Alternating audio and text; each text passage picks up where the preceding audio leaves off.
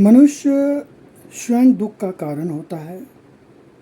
ऐसा कहा जाता है कि दूसरा व्यक्ति मनुष्य को दुख देता है, लेकिन मैं कहता हूँ कि मनुष्य स्वयं दुख का कारण होता है।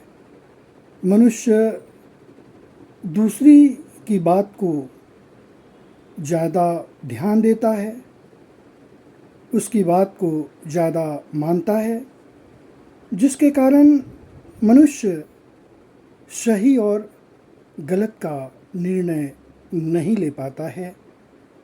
मनुष्य में अगर स्वयं यह भावना आ जाए कि मुझे क्या करना है, क्या नहीं करना है, तो कभी भी दुख नहीं होगा। लेकिन मनुष्य इस बात को समझ लेता है और स्वयं दुख का कारण बन जाता है।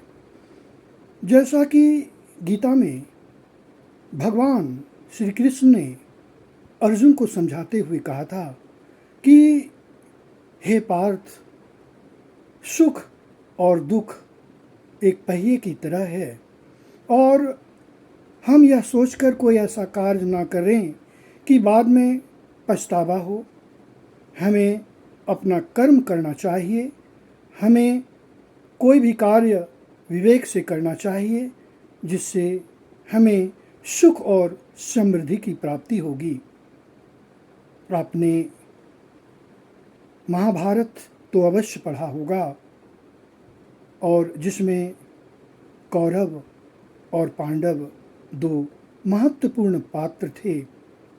और जब भगवान श्री कृष्ण कौरव के पास 3 बार शांति दूत बनकर वहाँ पहुँचे, तो उनकी बात को नज़रअंदाज कर दिया गया। और अगर इस तरह की बात ना होती तो शायद कौरव को पराजय का सामना नहीं करना पड़ता। और आज हम सभी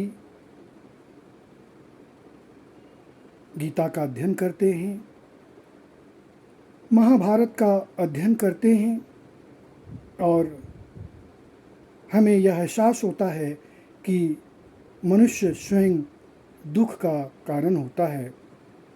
द्रौपदी का चीरहरण क्यों हुआ, ये शायद ऐसा नहीं होता, लेकिन उसने ऐसा अशोभनीय कार्य किया महाभारत में, जो आप सभी जानते हैं।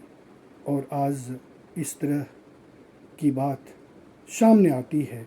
इसलिए हम सभी को विवेक का इस्तेमाल अवश्य करना चाहिए। कोई भी कार्य सोच समझकर करना चाहिए, तभी जीवन में कोई तकलीफ़ नहीं होगी। हाँ, हमें दूसरों की बात सुनना चाहिए, लेकिन हमें कार्य अपने ढंग से करना चाहिए, और इस कारण से ही मनुष्य स्वयं दुख का कारण बन जाता है। यह महत्वपूर्ण बात अगर हम समझ जाएंगे तो जीवन में कभी भी कोई तकलीफ़ नहीं होगी। धन्यवाद।